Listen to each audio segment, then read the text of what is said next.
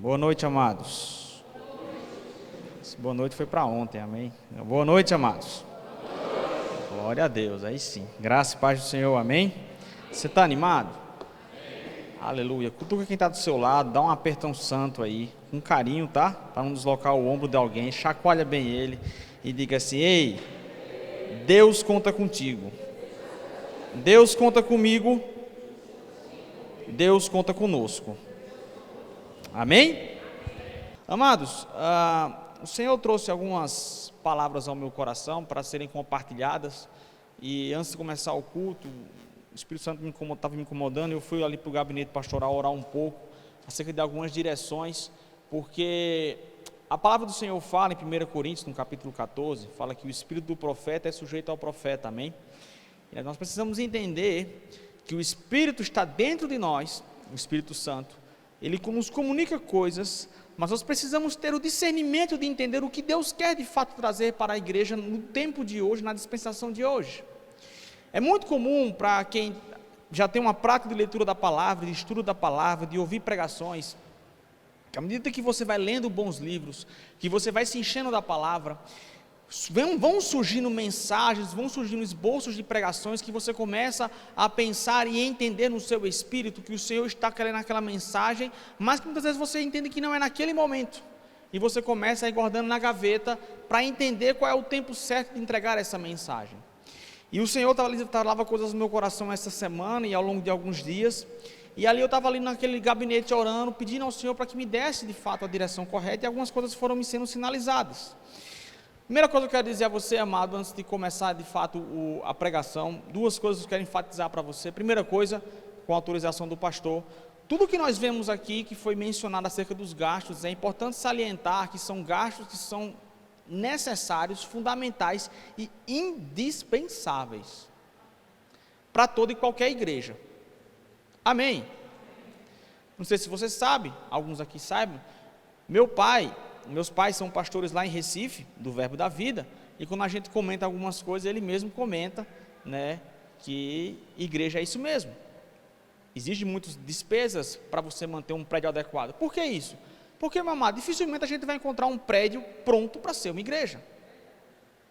Você está aqui? De fato, é difícil você encontrar um prédio com todas as especificações que atendem para se tornar uma igreja. Então nós precisamos tornar isso aqui um templo do Senhor. De fato ele já é o templo do Senhor porque nós estamos aqui. E a arca do Senhor, a arca da aliança, a presença do Espírito habita dentro de nós. Amém?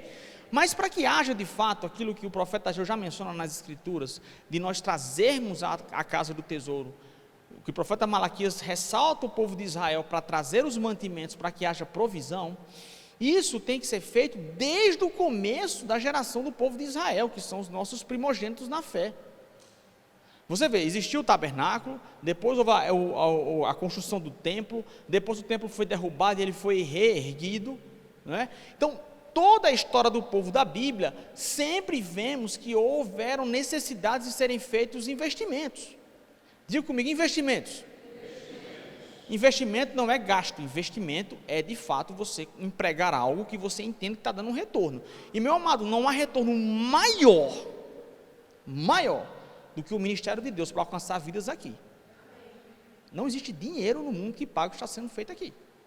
De fato, isso ainda é muito pouco dentro daquilo que o Senhor tem colocado diante de nós. Amém?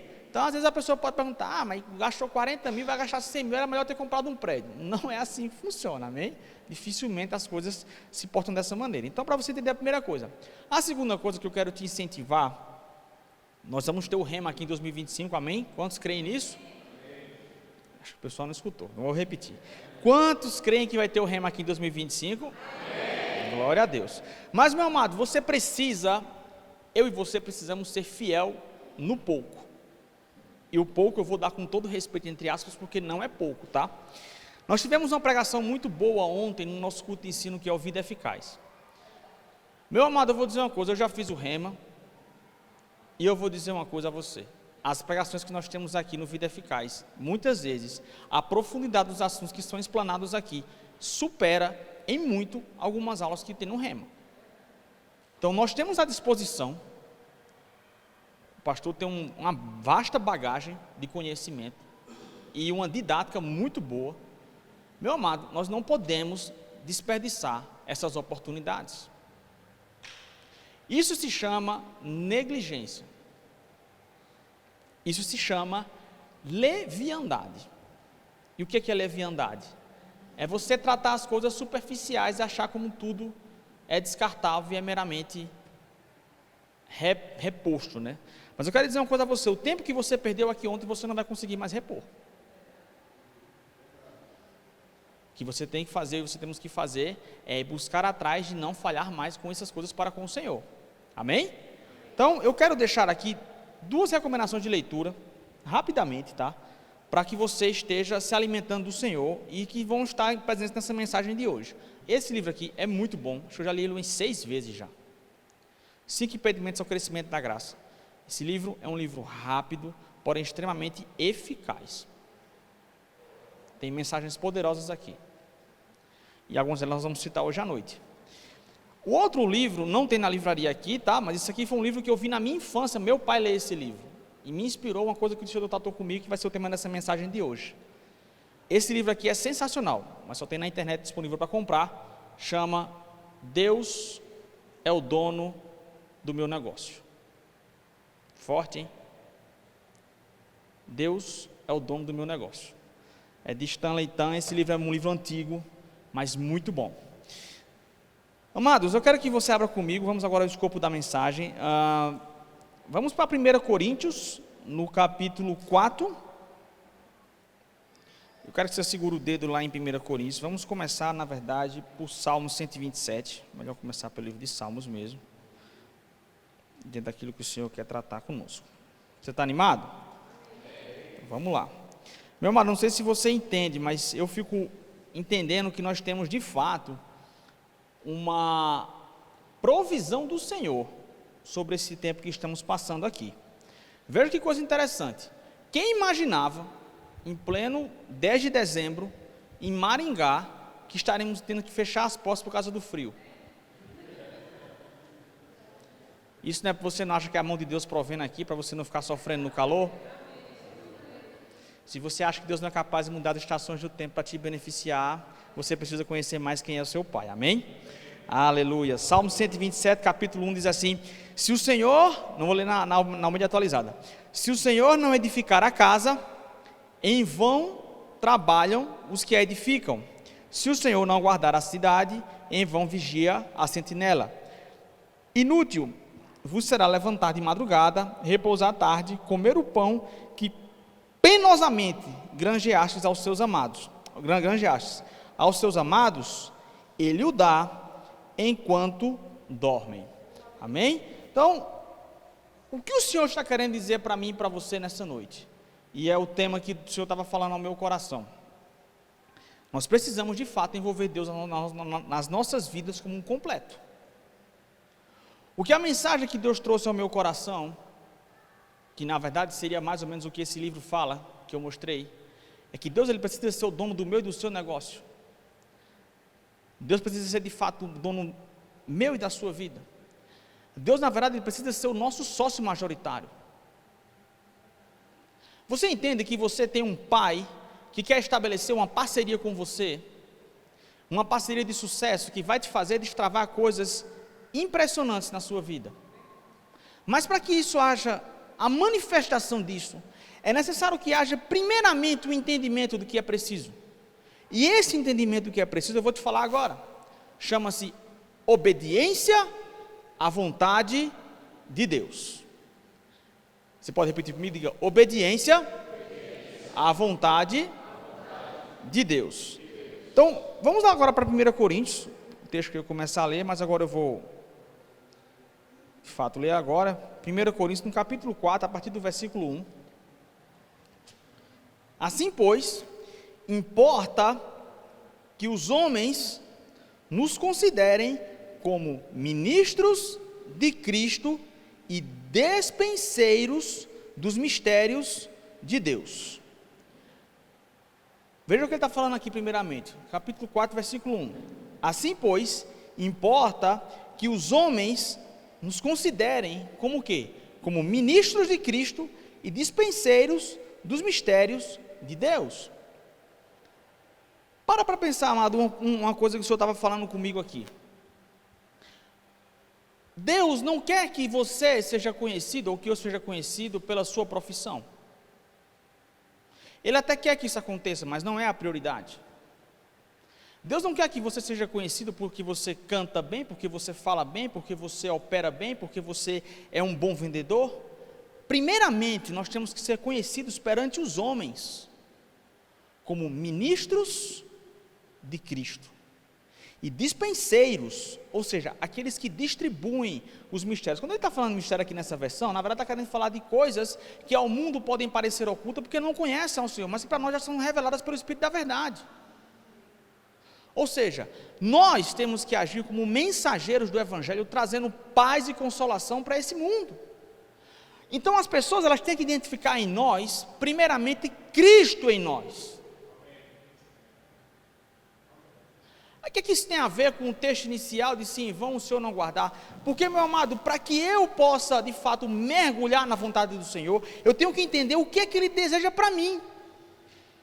E o apóstolo Paulo menciona muito claramente na igreja de Corinto e fez, olha, o que importa de verdade, no frigir dos ovos, no final das contas, não é se você canta bem, se você fala bem, se você é um cara dinâmico, se você é mestrado, doutorado, se você tem várias graduações, não, o que ele está falando aqui é, o que importa, o meu maior chamado, a minha prioridade, é ser o quê? Ministro de Cristo. Agora uma coisa que ele fala antes, que a gente às vezes não presta atenção, é que os homens nos considerem. Que coisa poderosa. Não é Deus que tem que nos considerar, porque de fato nós já somos ministros quando nós somos nascidos de novo. Mas o mundo tem que ver em nós o testemunho da mudança de vida. É aquilo que o pastor estava pregando aqui ontem sobre as doutrinas básicas, quando estava falando do arrependimento de obras mortas. Nós temos que evidenciar ao mundo que de fato nós morremos para o mundo. Porque, meu amado, ser crente na igreja, no meio dos irmãos, é fácil. Ser crente no meio da igreja, no meio de um corpo de comunhão, uma igreja como a gente tem, um espírito de comunhão, que todo mundo se conhece, todo mundo se fala bem, um clima bem aconchegante, é muito fácil. Não precisa botar força. Amém?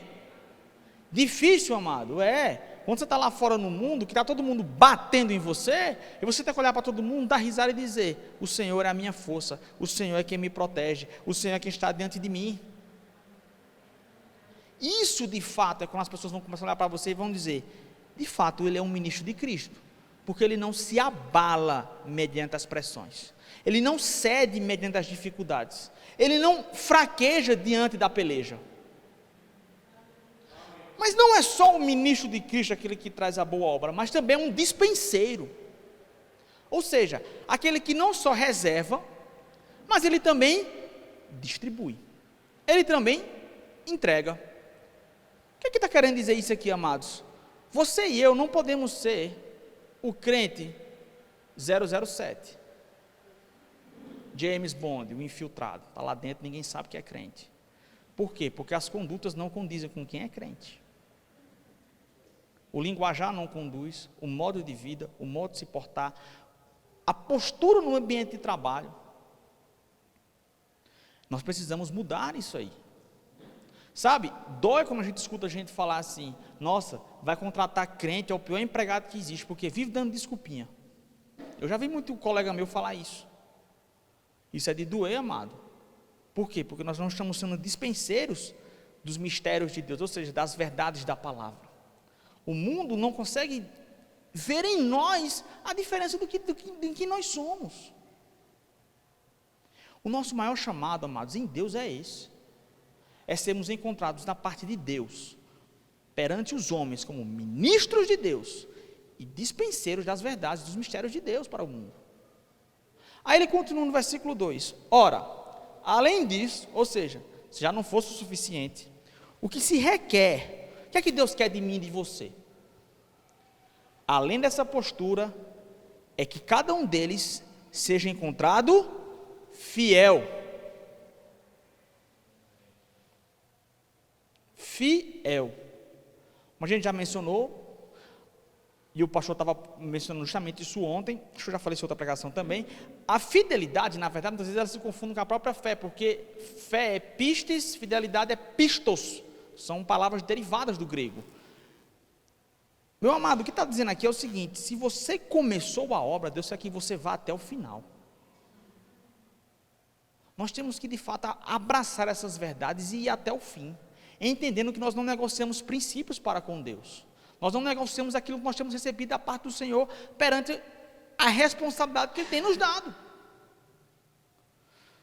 Por que isso, amados? Porque isso é importante. Aí ele continua no versículo 3: todavia, a mim muito pouco se me dá ser julgado por vós, ou por tribunal humano, nem eu tão pouco julgo a mim mesmo, porque de nada me arguia a consciência, contudo, nem por isso me dou justificado, pois quem me julga é o Senhor. Paulo está falando o seguinte: olha, quer saber de uma coisa? Se eu for encontrar da parte do Senhor fiel, eu não estou nem aí se o mundo está falando de mim, eu não estou nem aí se estão dizendo, porque tu é besta, porque eu acho que o teu chamado, ele não está sendo desenvolvido na plenitude, porque a igreja não cresce. Meu amado, Deus está falando, o apóstolo Paulo está deixando aqui bem claro: se eu for encontrado perante o Senhor com um coração fiel, eu não estou nem aí para quem estão falando, não. Inclusive, ele até adverte: eu não estou nem aí porque a minha mente vai falar de mim mesmo. Porque não se engane, amados, a Bíblia fala que existe um auto-julgamento. Esse, de fato, é muitas vezes o que mais machuca, o que mais nos machuca. É quando a pessoa que está ao nosso lado nos perdoa, mas nós, por um erro que nós cometemos, mas muitas vezes nós não conseguimos nos perdoar. E o diabo vai trabalhar justamente nisso aí. Vai cravar as unhas dele na tua mente e vai dizer: você não pode, você não deve, você não tem condição, porque você anda em pecado, porque isso, porque aquilo outro, porque você não produz frutos de justiça, porque você não produz um arrependimento de obras mortas. Amado, você tem que entender que a tua mente não deve ser palco do diabo. E ele fala isso aqui, amado: se eu for contar da parte de Deus como dispenseiro, como ministro de Cristo fiel, estou pouco me lixando porque estão falando de mim, porque eu tenho que entender que eu estou aqui para agradar o Senhor. Eu não estou querendo dizer aqui, amados, como ele está mesmo mencionando aqui, em relação ao que está sendo pregado aí afora, que você não deve submeter a ninguém. Não é isso. Nós temos que submeter as nossas lideranças, e Deus fala através das lideranças, Deus fala através da correção dos homens aqui na igreja, e às vezes lá no mundo também. Deus pode levantar algumas pessoas para às vezes te corrigir e te colocar no caminho certo. Agora, o que ele está falando aqui é que você não pode deixar que pensamentos, críticas, comentários impeçam aquilo que Deus tem para fazer na sua vida, porque o que você tem que apresentar a Deus é um coração fiel, é aquele que começa e termina a obra. Aí o apóstolo Paulo, ele menciona isso a Timóteo. Vamos lá para 2 Timóteo, no capítulo 2, a partir do versículo 14, diz assim, 2 Timóteo 2,14: recomenda essas coisas, dá testemunho solene a todos perante Deus, para que evitem contendas de palavras que para nada aproveitam, exceto para a subversão dos ouvintes. Como nós vimos na pregação ontem do Vida Eficaz, o pastor mencionou uma coisa importante, amada: a fofoca, como ele está bem mencionando aqui, ela corrompe não só quem está falando, mas também quem está ouvindo. Cuidado com o tipo de comportamento que você está falando, cuidado com que tipo de coisa que você está se comunicando. O que você está sendo uma propagação do Evangelho de Deus, você está sendo só um repetidor do que o diabo tem falado. Nós temos que estar atentos a isso. E aí ele continua no versículo 15: procura apresentar-te. Ele não está falando, ore ao Senhor e peça para que Ele te deixe um obreiro. Não, ele está falando, procura, ou seja, eu que tenho que fazer. Não é o Senhor que faz, sou eu que faço. Eu que tenho que me apresentar ao Senhor. Ele fala, procura apresentar-se ao Senhor, a Deus aprovado. Como quem? Como um obreiro que não tem do que se envergonhar e que maneja bem a palavra da verdade. Então ele está falando o seguinte: olha, o teu crescimento no Senhor não depende, Paulo está falando a Timóteo, meu filho, para você crescer em Deus, você não precisa pedir ao Senhor, Senhor, me faz crescer em ti. Não, você que tem que ir atrás. É uma decisão nossa, é uma atitude nossa, é uma procura nossa.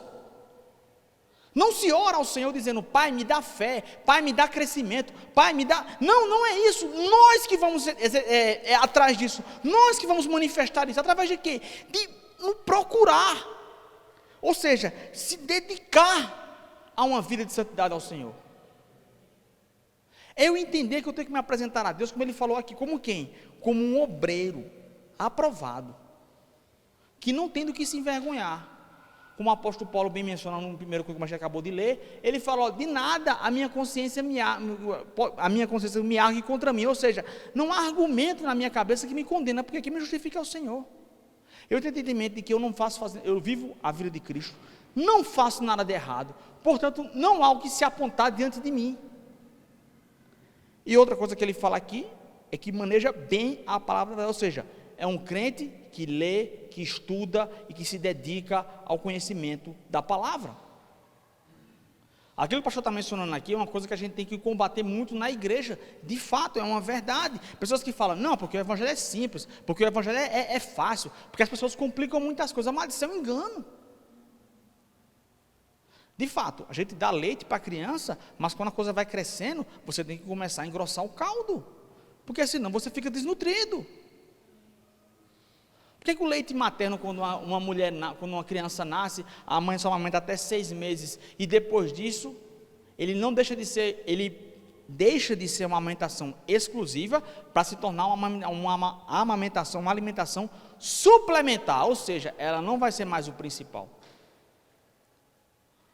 Estudar a doutrina básica é importante, é fundamental. Leite ainda faz parte da dieta nossa, mas não é só leite, amado. Tem outras coisas mais complexas que tem que começar a entrar no cardápio. Depois de 6 meses, eu lembro lá no ambulatório, você começa a repor sulfato ferroso, para não dar anemia, tem que começar a botar carne, fruta. Não existe isso. Porque de leite ninguém vive muito tempo. Só de ficar falando Deus é amor, Deus é amor, Deus é bom, Deus é bom, Deus é bom, não vai te sustentar para quando o dia mal vier. Não vai te dar base para enfrentar o dia ruim. Aí, veja só, ele continua falando aqui, no versículo 16: evita igualmente os falatórios inúteis e profanos, pois os que deles usam passarão a impiedade ainda maior. Ou seja, não fique dando o seu ouvido nos seus olhos ao que não presta. Tenha cuidado. Além disso, verso 17: a linguagem deles corrói como câncer. Veja como o que você se expõe, ao que você escuta, ao que você vê, ao que você lê, ao que você fala, com quem você se acompanha, vai determinar muito da tua vida espiritual. Pessoas que têm más comportamentos, que andam com pessoas que se envolvem em falatórios inúteis e profanos, a Bíblia está falando aqui que ele vai te corroer por dentro como um câncer. Meu amado, eu vou falar porque é a minha especialidade isso aí. Quantas vezes você não vê e você abre e diz assim: nossa, e estava esse câncer todinho aqui, esse tumor todinho, ninguém viu, porque ele vai por dentro, silenciosamente, se expandindo, crescendo, se espalhando. Daqui a pouco a pessoa vai ver: nossa, está muito grande, não tem como fazer mais nada. No reino do Espírito há salvação para tudo, amém? Porém, amados, danos podem ser evitados. E ele continua aqui, ele fala de Himeneu e Fileto. Isso aqui, na verdade, só para você ter conhecimento, Himeneu e Fileto eram pessoas na época da igreja da Nova Aliança que pregavam que a ressurreição física não poderia acontecer, só espiritual. Então eram pessoas que estavam espalhando falsas doutrinas. E ele fala: estes se desviaram da verdade, asseverando que a ressurreição já se realizou, e estão pervertendo a fé a alguns. Entretanto, o firme fundamento de Deus permanece tendo este selo: o Senhor conhece os que lhe pertencem. Quem aqui pertence ao Senhor? Eu vou perguntar, que acho que você não escutou. Quem aqui pertence ao Senhor? Amém. Então, amado, tenha certeza, o Senhor te conhece. Sabe quem você é, sabe o seu nome, sabe o seu endereço, sabe o seu CPF, sabe todo o seu histórico. E Ele está ao teu lado, para te ajudar, não para te condenar, mas para a gente precisa ajustar a nossa vida perante a vontade do Senhor. E ele continua: e mais, aparte-se da injustiça todo aquele que professa o nome do Senhor. Ou seja, você está aqui, você é salvo, você é cristão, você pertence a uma nova aliança, nós temos a obrigação, não é uma opção, é a obrigação de nos apartar de toda forma de injustiça. Ah, não, mas é porque eu vou quebrar o meu ciclo de amizades. É preferível muitas vezes quebrar o ciclo de amizades, como Jesus bem falou no Sermão da Montanha. É preferível que você entre no céu caolho do que no inferno com os 2 olhos. Não está mandando você furar o seu olho, ele está mandando você entender que tem áreas da nossa vida que tem que ser arrancadas, que podem trazer dor, sofrimento, mas que no final vai te trazer um resultado proveitoso. E aí ele continua mencionando aqui, no versículo 20: ora, numa grande casa, não há somente utensílios de ouro e de prata, há também de madeira e de barro, alguns para honra, outros, porém, para desonra. Veja só, o que eu achava nessa passagem aqui, quando eu li antigamente, eu ficava meio incomodado, porque eu achava na minha cabeça que Deus estava fazendo acepção de pessoas. Ô Senhor, mas como é que um vaso é de honra ou um vaso é de desonra? Não entendo. Como é que um é de ouro ou de prata, mas a tua palavra fala que não faz acepção de pessoas? Mas a gente tem que começar a entender o contexto todo em que está escrito. E aí no versículo 21 ele fala assim: assim pois, se alguém a si mesmo,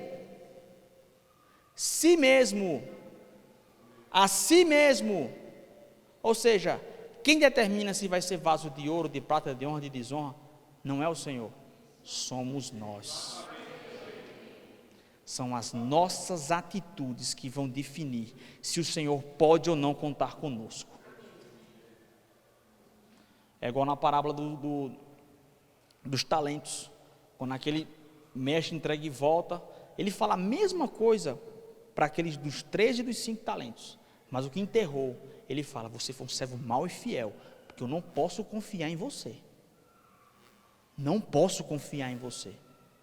Servo de desonra, às vezes estamos fazendo isso perante o Senhor. Você olha para nós e fala: como é que eu posso confiar em você se você não está andando em linha com a palavra? Como é que eu posso depositar sobre você as minhas bênçãos se não há de fato uma entrega total e sincera? Quem determina mais, nós somos vasos de honra ou desonra, não é o Senhor, somos nós, através das nossas atitudes. E ele ainda continua assim: assim pois, se alguém a si mesmo se purificar destes erros, será, isso aqui é a promessa, amado, ele não está falando isso aqui meramente por acaso, será utensílio para a honra, santificado e útil ao seu possuidor, estando preparado para toda boa obra. Amados, se você e eu achamos que somos incapazes de fazer algo, sabe qual é o primeiro passo? Se purificar perante o Senhor, porque Ele vai te tornar um vaso útil, capacitado para executar toda boa obra. Tudo aquilo que eu e você fomos empenhados perante o Senhor, vai dar certo. Por quê? Porque nós estamos mantendo uma vida correta perante o Senhor. Agora, se eu não tenho uma vida correta perante o Senhor, meu amado, eu estou impedindo o Senhor de agir na minha vida. Eu estou atando os braços do Senhor e impedindo que Ele esteja nas suas mãos para me abençoar. Por quê? Porque eu não estou andando em santidade, porque eu não estou andando em devoção, porque eu não estou andando em linha com a palavra, porque eu não estou me purificando. É uma decisão nossa, minha, individual. Deus não pode se interferir nisso. O que Ele está garantindo é assim: olha, se você de fato resolver se dedicar, eu vou te levantar. Não é ninguém, sou eu que vou te levantar. Agora, se você não for, infelizmente é vaso de desonra. É aquele vaso que você vê na casa da pessoa, que a pessoa esconde atrás da porta. Igual a minha avó, tem uns vasos velho feio, que ela estava atrás da porta, doido para um menino passar e quebrar. Aí um dia meu irmão passou e quebrou, aí meu pai falou: não, eu vou pagar. Não, nem precisou, eu estava querendo que quebrasse mesmo. Mas acontece, amado. Mas acontece. Nós precisamos entender, e esse livro fala muito disso. Tem muito crente que tem 30, 40 anos de igreja e não cresce porque não se dedica àquilo que o Senhor tem estabelecido. Nós precisamos nos dedicar ao Senhor. tem que ter força. A palavra do Senhor já falou, Jesus já falou, o reino de Deus é conquistado por meio da força. Ele não está querendo dizer que por meio de obras você é salvo, mas que tem que existir também da sua parte uma contrapartida de insistir em andar em retidão.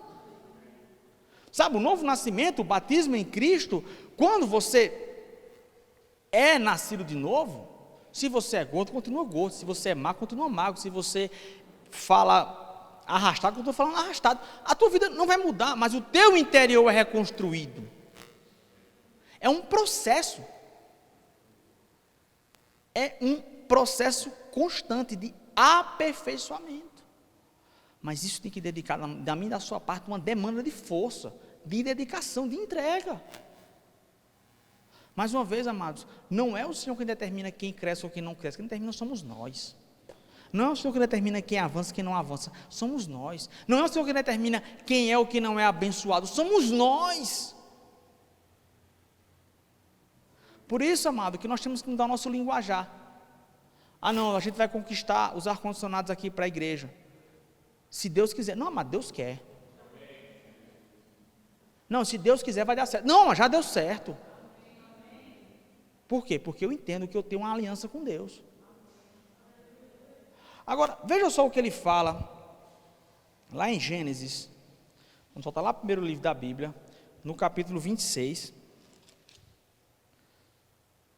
no versículo 1, diz assim: sobrevindo fome à terra, Gênesis 26, 1, além da primeira vida nos dias de Abraão, foi Isaque a Gerar, a avistar-se com Abimeleque, rei dos filisteus.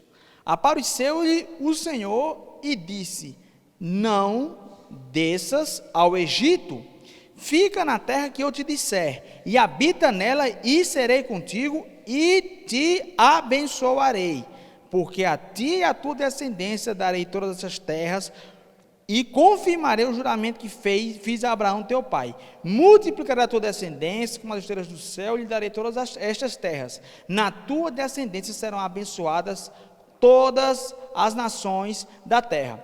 No versículo 6 ele já fala assim, ó: Isaque, pois, ficou em Gerar. Meu amado, deixa eu te falar uma coisa, para que Deus possa agir na minha e na sua vida, para que Ele nos encontre como ministros de Cristo e dispenseiros fiéis, nós precisamos entender que é necessário que haja uma coisa, que eu já mencionei anteriormente, é a submissão à vontade do Senhor. Sabe, o pastor Tom lá de Ribeirão Preto, ele fala uma frase que eu acho bem curiosa, mas é bem verdade. Ele fala assim: amados, o alfabeto do evangelho não é ABC, é obedecer. Nós não fomos chamados para ficar questionando algumas coisas. Nós não fomos chamados para ficar muitas vezes, não, mas é porque assim é melhor, assim não sei o que. Não, nós somos chamados para de fato obedecer aquilo que o Senhor tem. E submissão à vontade do Senhor fala para nós que nós precisamos anular a nossa vontade. Para quê? Para que Deus de fato possa ser o nosso sócio. Você quer que Deus seja o dono do meio do seu negócio, do meio da sua vida? Para que isso aconteça, nós precisamos nos entregar a Ele. Agora, o problema é que nós nos colocamos para Deus como sendo um sócio associado, minoritário. Ou seja, eu tomo as minhas condutas, eu tomo as minhas decisões, e aí Deus depois dá um jeito de se encaixar na minha vida. Não, amados, eu que me encaixo na vida do Senhor, não é o Senhor que se encaixa na minha vida. Eu não tenho que procurar que o Evangelho se encaixe na minha vida, não, eu que tenho que me encaixar conforme aquilo que ele está falando aqui. E veja só o que ele está mencionando aqui, ele fala que Isaque recebeu uma palavra do Senhor, dizendo para ficar em Gerar, para ele não avançar. Ele estava no meio do deserto, Oriente Médio, e naquela época Isaque queria descer ao Egito para comprar sementes. O Egito, naquela época, era a terra mais rica e produtiva que existia, por conta de quê? Do rio Nilo. Então o que acontece? Todo mundo naquela região morria de fome, menos os egípcios. Por quê? Por conta do rio Nilo. Então, tem até uma frase do Flávio Josefo, um historiador judeu, que ele fala isso: o Egito é uma dádiva do Nilo. Então, tanto é que quando a gente vai ler na Bíblia, quando vai ter aquela emboscada que José arma para pegar os irmãos dele, eles foram fazer o quê? Receberam a ordem de Jacó de descer ao Egito para o quê? Comprar sementes, na época da fome. Então estamos falando em uma terra no Oriente Médio, no meio do deserto, uma época que vivia constantes secas, constantes episódios de fome, de falta. E ele foi fazer aquilo que era mais apraz, mais plausível aos olhos humanos. O quê? Eu vou descer lá, me encontrar com Abimeleque, depois vou descer para o Egito para comprar sementes do território mais rico e recebe a ordem do Senhor: fique aí onde você está, não desça. Amados, a vontade do Senhor, nós temos que sondar o nosso coração para entender se de fato é vontade do Senhor ou não para a nossa vida. Tem muito crente, tem muito filho de Deus que quebra a cara, se machuca, se arrebenta. Por quê? Porque não consegue discernir qual é a vontade do Senhor. Deixa eu te falar uma coisa, mas vontade do Senhor não é sentimento. Essa história de que eu senti uma paz no meu coração. Está igual Caetano Veloso, né? A paz invadiu o meu coração. Não é assim que funciona, amado. Não é assim que funciona.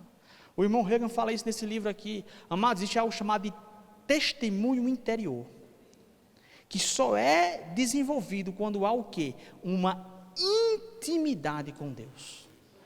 Uma vida de oração em outras línguas vai te dar a sensibilidade espiritual para que você consiga discernir as estações na sua vida. Eu lembro quando eu estava lá, tem muita gente, e isso aqui eu vou falar, amado, não é trazendo condenação, porque isso aqui aconteceu comigo, mas eu vou te dar um exemplo da minha vida. Tem muita gente que vai fazer aquilo que é aprazível aos olhos naturais, quer buscar melhores condições de trabalho. Não há pecado nenhum nisso, o trabalho é bíblico, amém? Tanto é que quando Deus criou o homem, antes de dar uma mulher a ele, Deus deu o quê? Trabalho. Então o trabalho é bíblico, amém? Trabalho é bíblico, trabalho é bênção, amém? Essa, não, quando chegar no céu eu vou pegar Adão, rapaz, você pecou lá, agora tem que trabalhar. Não, amado, trabalho é bíblico. Eu sou muito feliz no meu trabalho, gostaria que fosse como deveria ser na época do Jardim do Éden, que é o quê? Imagina você trabalhar e não se cansar. Vê que bênção. Você trabalha e não se cansa, chega em casa animado para fazer todo mundo de coisa, né? Aí a gente chega cansado e não quer fazer muita coisa.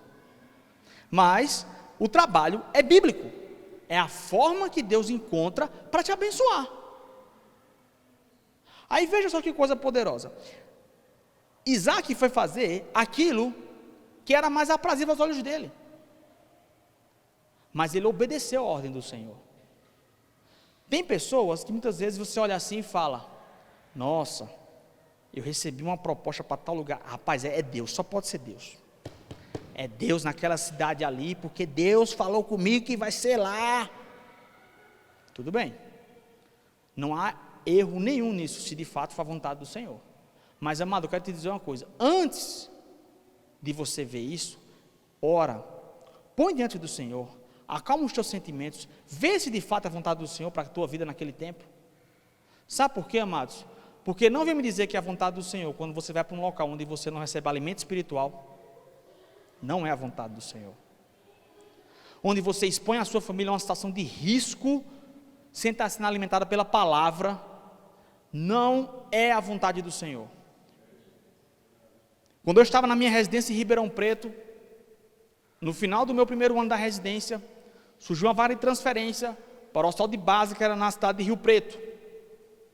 Uma cidade maravilhosa, cidade estruturada, uma condição, um hospital de top, assim, negócio, uma oportunidade única, caiu no meu colo. Só pode ser Deus. Sabe o que eu fiz, amado? Eu vou te falar, naquela época não estava nem muito firme na igreja. Eu fui orar e fui pesquisar se tinha Verbo da Vida lá em Rio Preto. Não tem, então eu não vou. Meu amado, se eu já estava meio afastado do Evangelho, e às vezes eu ia para a igreja para tentar buscar reconciliação com o Senhor, e às vezes estava sofrendo, imagina numa cidade onde eu não ia receber palavra nenhuma. Você acha que Deus está envolvido nisso? E eu lembro que eu liguei para lá, falei com o pessoal, acertei tudo, no final, o pessoal viu a minha nota na prova, que eu tinha tirado uma nota excelente lá, o pessoal, nossa, o chefe está animado para você vir e tal. Eu fiz, olha, infelizmente eu não vou. Por quê? Porque eu não sinto paz para ir para esse local. Não sinto. Mas rapaz, tem tudo aqui para você ficar, vai estar tudo certo para você. Não fico. Por quê? Porque não é a vontade do Senhor. Meu amado, se eu não tivesse ido, se eu não tivesse ficado, eu não sei se eu estaria aqui nessa cidade hoje. Não sei nem se eu estaria vivo, na verdade. Sabe por quê? Porque eu não sei o que o diabo estava tramando para mim naquela cidade. Ou você acha que não? Aí foi lá em Ribeirão Preto, onde nós somos restaurados, onde nós somos cuidados, onde nós somos realocados dentro do Senhor, onde houve uma restauração da nossa vida, e de fato Deus passou a se mostrar grande, porque houve uma permissão da nossa parte, de acordo com a vontade do Senhor, em obedecer à vontade do Senhor. Da mesma forma, amados, quando eu vim aqui para Maringá, eu entendo que antes de eu vir para cá, eu coloquei isso dentro do Senhor, e eu falei: Pai, se for da Tua vontade, Senhor, fala ao meu coração, fala comigo, Senhor, fala com a Annelise também, comunica, testifica no nosso coração. E houve testificação, amado, houve testificação, porque é um entendimento do que era um novo tempo para a nossa vida. Agora, se nós ficamos só atrás de coisas materiais, de coisas financeiras, e esquecemos que a prioridade é o quê? É o Senhor, meu amado, você pode se dar muito mal. Isso é um alerta. Nós não podemos exigir do Senhor que as bênçãos nos acompanhem, se da nossa parte muitas vezes não há uma entrega genuína e sincera. Porque, amado, eu vou falar uma coisa para você. Muito tempo na minha vida eu evitei falar sobre dinheiro em pregação. Por quê? Porque eu achava que não, que é choca, né? Porque crente falar de dinheiro é um negócio meio complicado. Não, amado, não é. Não é. Sabe por quê, amado? Porque tem muita gente que não tem dinheiro e é avarento. Tem muita gente que não tem riqueza e retém riqueza. Tem muita gente que não prospera porque não tem um coração grato e não abençoa. Deixa eu te falar uma coisa, amados, a bênção na prosperidade, ela acompanha necessariamente um coração grato e sincero. Quem não abençoa, quem não entrega, não prospera. Veja só o que ele está falando aqui, ó. Semeou Isaac naquela terra, e no mesmo ano, recolheu 100 por 1, ou seja, 100 por 1, porque o Senhor o abençoava, enriqueceu-se o homem, prosperou, ficou riquíssimo. Meu amado, quando Deus te dá a direção, Ele se responsabiliza de te dar o mantimento adequado. Mas a prosperidade, e eu sinto muito forte isso dentro de mim, acerca daquilo que o Senhor tem para fazer aqui nessa igreja no próximo ano, amados, na vida de cada um aqui que se conectar com essa visão, assim como nós tivemos uma palavra profética do pastor, que 2023 era o ano da sabedoria multiforme do Senhor, queria nos abarcar em várias áreas, e assim o foi. 2024, mas eu sinto muito forte dentro de mim, é o ano da prosperidade na vida de quem se aliançar com essa visão. Sabe por quê, meu amado? Deixa eu te falar uma coisa. Quando a gente vê a passagem da pesca maravilhosa de Pedro, qual que era a profissão de Pedro, hein? Pescador. E Deus mandou ele, Jesus mandou ele fazer o quê? Ir pescar. Deixa eu te falar uma coisa, amado, pelo Espírito do Senhor, no que é que você é bom? Você é vendedor, Deus vai te fazer prosperar no teu trabalho. O que é que você é bom, Paulo? É restaurar dente, Deus vai te fazer prosperar no seu emprego. Sabe, pastor, eu sinto muito forte dentro de mim que eu vou falar para o Senhor vai receber no próximo ano muitos convites para pregar fora. E o Senhor vai receber junto com o Fabiano ofertas muito generosas. Sabe por quê? Porque o Senhor uma vez falou uma coisa para mim, aquilo me marcou. O Senhor falou, sabe no que eu sou bom? Eu sou bom em pregar a palavra, e o Senhor de fato é bom mesmo. E Deus vai te levantar naquilo que você e Fabiano é bom, não é pregar a palavra, então Deus vai te abençoar no que você é bom. Se você é bom em se dedicar e esmerar na palavra, Deus vai te abençoar, porque esse é o teu emprego. Não tem que ter vergonha não. Qual é o seu emprego? Pastor, ministro do Evangelho. Quando em Mateus 17, Jesus fala sobre pagar imposto, que ele fala, ô Pedro, estou parafraseando, tá? Para não, depois você, Mateus 17. Quando ele fala, ô Pedro, é justo pagar imposto? O imposto é cobrado dos filhos ou dos forasteiros? Aí Pedro fala, Jesus, dos forasteiros, né? Mas para que não falem mal de nós, vamos dar um exemplo. Ô Pedro, pega um anzol, lança no mar. Amado, Pedro era pescador, de pescar com tarrafa, com rede. Deus vai dar estratégias a você diferentes daquilo que você tem, coisas que você faz que ninguém vai fazer. mas vai te dar um sustento, que você vai se impressionar com de repente Deus, nesse ano de 2024, eu declaro sobre a sua vida, sobre essa igreja, pela unção profeta que há na minha vida, eu percebo isso no Espírito. Na sua área, naquilo que você é bom, Deus vai te fazer prosperar. Você é vendedor, Deus vai fazer você bater metas que você nunca bateu. Você é empresário, Deus vai fazer você fechar contratos milionários. No que é que você trabalha? O trabalho é uma forma que Deus encontra para te abençoar. Não limita Deus aquilo que você está vendo, aquilo que você está enxergando na sua conta bancária. Deus é o Deus de fazer muito mais. Mas para que isso aconteça, é necessário que haja o quê? Submissão, a obediência à vontade do Senhor. Agora, meu amado, está se submetendo?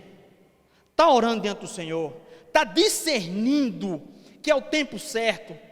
Você está debaixo da vontade do Senhor? Então se prepara, porque Deus vai te fazer prosperar. Isso não sou eu que estou falando, é a palavra do Senhor que garante isso. Amados, deixa eu te falar uma coisa, a prosperidade está alinhada com a obediência. Deixa eu te falar mais algumas coisas, amados. Primeiramente, eu tenho que obedecer à vontade do Senhor. Segunda coisa, eu tenho que alinhar o meu propósito com o propósito do Senhor. Mas espera aí, vontade não é propósito? Não, é diferente. O que é a vontade? É o plano pré-estabelecido do Senhor. O que é o propósito? É aquilo que Deus desenhou especificamente para você e para mim. Qual que é a minha área? Sou neurocirurgião. Deus vai trabalhar na minha área para me fazer prosperar. O que é que o senhor é bom? Ele é pregar o evangelho? Deus vai fazer o senhor prosperar pregando o evangelho. O que é que você é bom? É mexer com dente? Deus vai te fazer prosperar, restaurando o dente, fazendo o canal, fazendo o que você se propõe a fazer, Paulo. E em qualquer um aqui. Porque Deus é aquele que faz. É aquele que faz promoções na sua vida, Glaucio. Para você receber promoções e recuperação salarial. 2024, Deus está falando para mim, é o ano da restituição. Coisas que o diabo roubou, Deus vai devolver em dobro. Pela obediência. Se Isaac estava na antiga aliança e pela obediência plantou e recolheu no mesmo ano, 100 por 1, você tem que se preparar, porque se você se obedecer, você se colocar em obediência à vontade do Senhor, é 100 por 1 a sua colheita. Tem que haver um entendimento disso. Qual é a terceira coisa que eu tenho que ver diante do Senhor? Qual o propósito da bênção? A bênção, lá em Salmo 72, Davi ele fala, ó Senhor, quando a bênção chegar, não me faça reter. A bênção não é só para mim, nem para minha família. A bênção é para ajudar os meus irmãos. É para ajudar a minha igreja. É para fazer o corpo de Cristo prosperar. Sabe, amados, existe um estágio da obediência, mas existe um estágio que é o estágio além da obediência. É como Davi em 1 Crônicas, depois de derrotar todos os seus inimigos, de recuperar a arca da aliança, estava tudo certo para Davi. Davi tinha feito exatamente aquilo que Deus falou, restaurou o ritual, os rituais de adoração ao Senhor, derrotou os inimigos, acabou com a idolatria em Israel, unificou as tribos. Davi estava em paz, sentado no terraço da casa, com o profeta Natan conversando aqui, e de repente ele salta da cadeira e fala, eu moro num palácio, e a casa do Senhor habita em tendas, eu vou erguer um palácio para Deus. E o profeta Natan fala para ele, vai, porque aquilo que você se propõe a fazer, Deus é contigo. Sabe, amado, a Bíblia não fala que Deus falou para Davi, ei Davi, constrói um palácio para mim, não. É uma atitude do coração. Meu amado, quando eu e você decidimos romper com a obediência e partirmos para um estágio além da obediência, no sentido de você romper, não é em desobedecer, me entenda o que eu estou falando, mas é em você ir além daquilo que é proposto, Deus vai se comprometer com você de fazer grandes coisas. Sabe por quê, meu amado? Porque a prosperidade diante de nós não se remete ao local que nós estamos, à nossa conta bancária, à profissão, a nada. Se remete só ao Senhor. A bênção do Senhor não depende de situação. Crente não depende de sorte. Não tem essa de dizer, não é porque fulano tem sorte, eu não tenho sorte, fulano nasceu rico, eu não nasci rico, fulano nasceu com a estrela virada para a testa, e eu só faço sofrer. Não é isso. A Bíblia diz, Deus falou, eu vou fazer mudar a sua sorte. A minha sorte não é a loteria, não é a Mega Sena, não é o jogo da virada. A minha sorte é o Senhor. É Ele que é a minha sorte, é Ele que me traz as riquezas das nações. Sabe, amado, quando nós decidimos romper com aquilo que está diante de nós, para irmos além, Deus pode se manifestar grande, porque é igual o 2 Crônicas fala, os olhos do Senhor passeiam por toda a terra, procurando alguém cujo coração é completamente dele. Amados, para o coração ser completamente de alguém, deixa eu te falar uma coisa, quem é rico ou quem é avarento, não tem um coração totalmente do Senhor. Por isso que é tão, não é para ser, mas, e o Senhor já tratou isso comigo, mas muitas pessoas na igreja acham constrangedor, a gente está falando de dinheiro na igreja. Não, amado, é salutar. Dinheiro é uma ferramenta. Da mesma forma que eu preciso para apertar uma chave de fenda, ou para apertar um parafuso, eu preciso de uma chave de fenda, para comprar pão na padaria eu preciso de dinheiro. Dinheiro é uma ferramenta, ele não é meu dono, mas é uma ferramenta que eu uso para adquirir algumas coisas. Mas, amados, eu e você temos que nos levantar, e aquilo que o Senhor está queimando dentro do meu coração, em fazer isso durante todo esse ano, e nos próximos anos, e o entendimento que eu estou aqui nessa cidade, para muitas coisas. Mas uma delas, que é muito forte dentro de mim, é para ser um financiador do reino de Deus nesta cidade. Eu entendo isso, amado, e eu e você temos que nos levantar para dizer, eu quero ser financiador dessa obra. Eu quero ser o mantenedor fiel dessa obra. A Bíblia fala lá em 2 Coríntios, Paulo dá o exemplo da igreja da Macedônia, igreja pobre, em que eles chegaram e disseram assim, olha, vamos fazer um levantamento de ofertas, tá? Mas os irmãos da Macedônia, como estão passando por muitas dificuldades, vocês vão ficar fora dessa parte da oferta. Eles falam, não nos impeçam de fazer parte desse projeto. Você não pode impedir, Paulo, de nós sermos abençoados, porque para nós é motivo de grande honra participar de alegria do reino de Deus e da ajuda dos irmãos. Meu amado, nós estamos aqui para prosperar, para manter esse reino salvo. Nós estamos aqui para prosperar, para essa igreja não cair. Nós estamos aqui para prosperar, para essa igreja avançar, para vidas serem salvos, casamentos serem restituídos, drogados serem libertos, pessoas encontrarem a verdade da palavra. Esse é o propósito. E eu tenho falado ao Senhor todos os dias, Pai, me dá condições, me dá recursos, não é para mim, Senhor, Tu sabes do meu coração. Eu não quero comprar casa, eu não quero comprar carro, o que eu quero é investir no reino do Senhor. Eu já falei isso para Deus. Porque tudo o que eu preciso, Deus tem me suprido, e muito mais. Eu lembro, foi como Elias naquela época. Ano passado, quando eu estava, eu não queria falar isso, mas o Senhor estava me incomodando para falar, e eu vou falar. Ano passado, quando nós estávamos já nos programando para nos mudarmos de prédio, eu falei para a Annelise, quando nos mudarmos, eu vou dar um ar-condicionado para a igreja, eu não quero nem saber.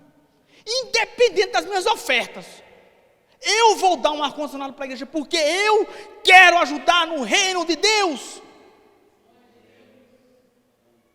E quando a gente mudou para cá, eu procurei o pastor, um ar-condicionado, eu vou doar, eu estou me comprometendo, eu vou pagar, eu vou doar. E eu lembro que ele chegou para mim e falou, você não quer ir com calma não, porque a gente está tendo muita conta, não sei o que e tal.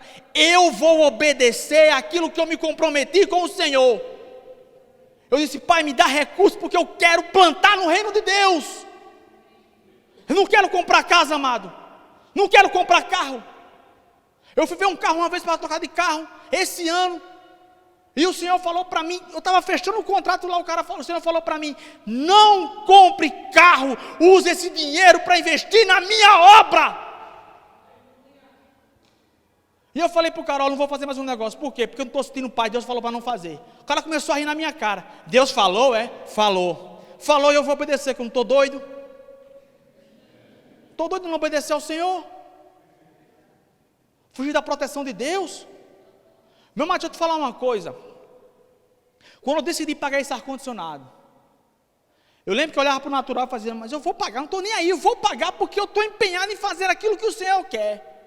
Em uma semana eu atendi 2 pacientes de cirurgia particular para pagar à vista e dizer assim, eu estou fazendo aqui. Se isso não é o evangelho em operação, eu não sei mais o que é, meu amado. Agora, nós temos que desfrutar desses extraordinários do Senhor todos os dias. Mas o que Deus precisa? Que nós sejamos pessoas com coração grato, sincero e doador. Meu amado, eu estava para pular da alegria, o pastor mostrando os relatórios aqui. Rapaz, se você olhar para quando a gente estava antes e para quando a gente está agora, que milagre! Nenhuma conta atrasada, nenhum aluguel atrasado, repasse o ministério em dia, tudo sobrando, a primeira pastoral dando certo, não está faltando nada, tudo adequado, dinheiro em caixa, reserva. Meu amado, isso só pode ser a mão do Senhor. Aí tu vê uma igreja de 50 membros, com uma renda que a gente movimenta, só pode ser Deus. Aí você acha que Deus não é capaz de fazer mudar o coração de pessoas nessa cidade, para trazer riqueza para cá? Isso é promessa bíblica. Eu me emociono quando eu vejo essas coisas, amado, eu me sinto estimulado. Eu já falei aqui, eu adoro desafio. Eu adoro ser desafiado, amados. Isso para mim, eu fico pulando de alegria. Porque eu já estou ali pensando, o que é que eu vou dar mais para a igreja? O que é que eu vou poder fazer mais? Eu quero fazer mais. Eu quero fazer mais, amados. Eu quero fazer mais, eu quero doar mais. Porque doar ao Senhor é muito prazeroso, amados. Porque não há projeto, não há investimento, não há nada que pague o que a gente faz aqui. A gente restaura vidas através do Senhor. Casamentos são sarados aqui. Vidas são restauradas. Não há nada mais importante do que isso, meu amado. Não há nada, não há carro, não há mansão. Não há nada mais importante do que isso.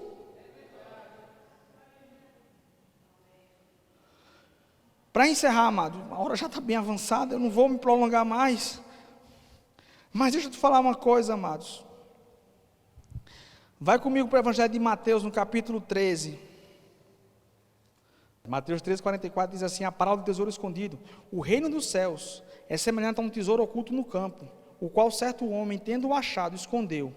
E transbordante de alegria vai, vende tudo o que tem e compra aquele campo. Meu amado, não estou falando para você vender tudo que você tem e investir aqui na igreja. Não estou falando isso. Mas o que eu estou falando é que Deus entregou o seu Filho por amor de nós. O que é 1.000, 2.000 reais, amado, não é nada. O que é 1.000, 2.000 reais não é nada, amado. Eu tenho que vender tudo que eu tenho. Simbolicamente falando, amados. Mas não há nada que eu faça que vá pagar o sacrifício que Ele fez por mim. Sabe, nesse livro aqui, esse empresário, ele dá um testemunho que ele estava pregando numa igreja, e aí ele menciona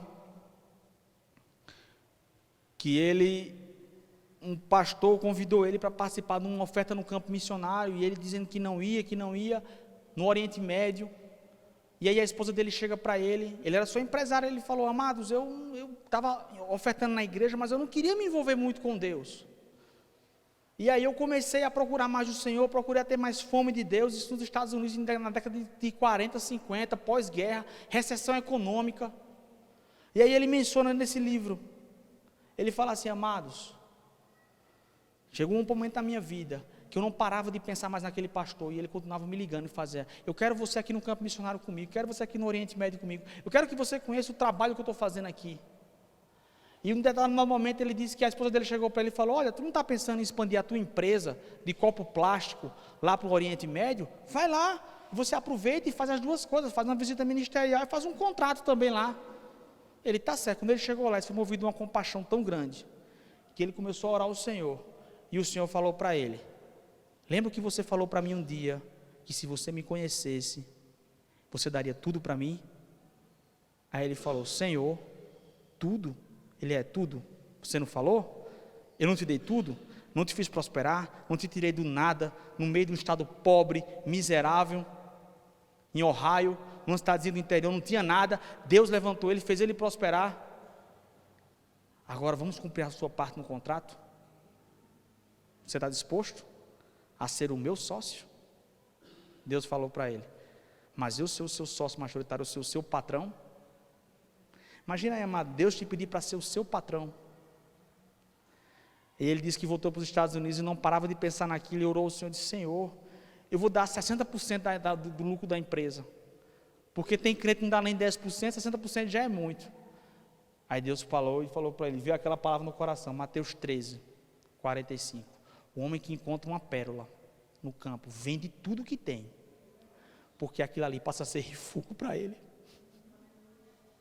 Quando nós entendemos, amado, a verdade da palavra, riqueza do mundo passa a não ser nada para nós. Passa a não ser nada. Hoje eu tenho convicção, amados, que se eu perder meu carro, Deus dá outro. Hoje eu tenho convicção, amados, de que se eu perder meu apartamento, Deus dá outro. Hoje eu tenho convicção, amados, de que a minha vida está sustentada nas mãos do Senhor, e Ele não vai me deixar cair. Mas o que eu peço ao Senhor: Pai, eu não quero ser represa, eu quero ser rio. Porque o rio, amado, produz vida nos leitos dele. À margem do rio, a vida. À margem do rio, a prosperidade. À margem do rio, a salvação. Eu não quero reter, amado, aquilo que Deus tem para fazer. Eu quero ser um colaborador, eu quero ser um financiador. E quando eu peguei esse livro aqui, ele falou, quando ele chegou nos Estados Unidos, ele foi no cartório, quando ele leu essa palavra, ele falou: Senhor, eu não vou desobedecer, o Senhor até agora foi fiel comigo, eu vou ser fiel contigo. Ele foi no cartório e passou 100% das ações da empresa dele para a igreja local. Eu não tenho mais uma ação no meu nome, tudo pertence à igreja. E Deus nunca me deixou faltar nada. Amados, Deus quer nos proporcionar experiências maravilhosas. Deus quer nos proporcionar. Eu tenho vivido isso no meu dia a dia. Eu tenho vivenciado isso. Coisas que para mim pareciam ser impossíveis, Deus está fazendo acontecer. Coisas que para mim pareciam ser, porque simplesmente eu decidi fazer. Eu decidi atentar para aquilo que o Senhor, e decidi não me atentar unicamente àquilo que está escrito na palavra, no sentido de dê o seu dízimo, mas não, amado, é dar oferta, entendendo que não há nada que eu faça, que se equipare àquilo que Ele fez por mim, aquilo que Ele faz por mim, pela minha família. Aleluia, Pai, obrigado, Senhor. Oh, Senhor, muito obrigado, Pai, pela Tua palavra. Enquanto eu viver, Pai, eu declararei as Tuas obras, Senhor. Enquanto eu viver, Pai, eu darei indício da Tua salvação, Pai. Enquanto eu viver, eu quero ser um servo Teu, Pai. Um servo fiel, que Tu aches em nós, Pai. Em cada um desta igreja, Pai. Servos fiéis. Obrigado, Pai, pela generosidade brotando no coração, Pai. De cada um aqui, por entender, Pai, que é motivo de privilégio, não peso, Pai, sermos financiadores do Teu reino, Pai. Que o Senhor nos levante em cada uma das nossas áreas, naquilo que nós fazemos, Pai, para sermos o melhor, Pai, para trazer as riquezas, Pai, para nós, Senhor, Pai. Não para nosso sustento, mas para abençoar o Teu reino. 2024, Pai, será o ano dos grandes milagres, das grandes restaurações. 2024 será o ano da prosperidade extraordinária do Senhor na vida desta igreja, a começar pela liderança do nosso pastor e sua família, Pai, e que se estende a todos nós que estamos aliançados com essa visão, Pai. Eu declaro, Pai, assim como aquele profeta declarou sobre aquela viúva pobre, que o azeite não faltará e a farinha da botija não encerrará. Eu declaro que todos aqueles que obedecerem a essa visão e se aliançarem a ela, não só do ponto de vista financeiro, mas também com o coração entregue, experimentarão, pela palavra do Senhor, milagres neste ano vindouro, Pai. Iremos ouvir testemunhos aqui extraordinários, coisas que só podiam ser o Senhor. Nós não seremos envergonhados, nós não seremos confundidos, nós não iremos parar, não haverá falta, sobrará. Não haverá falta, sobrará. Não haverá miséria, haverá abundância. Não haverá lágrimas, haverá risos. E tudo aquilo que o diabo roubou, tudo aquilo que o diabo tomou, o Senhor restituirá 100 vezes mais. Tu és o Deus da restituição, Pai. Tu és o nosso dono. Tu és tudo para mim, Senhor. Tu és tudo para nós. Encontre em nós, Pai, servos fiéis, que se dedicam de corpo e alma, Pai. Tu és o meu dono, Pai.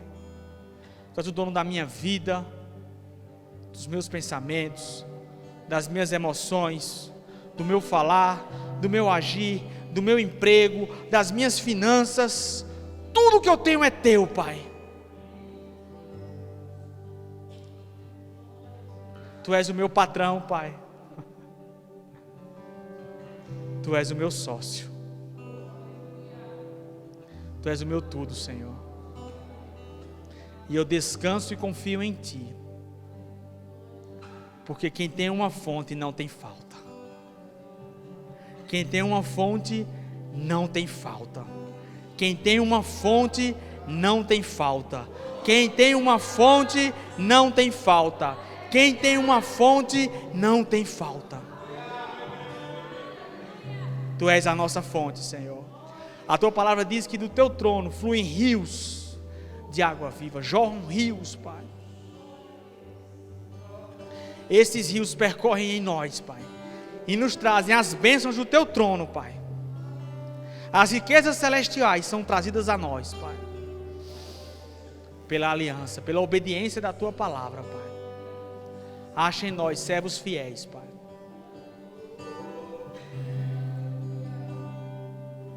Obrigado, Pai, pelo desfrutar, pela manifestação da prosperidade, que não traz dano, mas te alegra, porque Tu te alegra, Pai, em ver a nossa prosperidade. Somos Teus ministros e os Teus dispenseiros, Pai. Obrigado, Pai. Em nome de Jesus. Amém. Glória a Deus.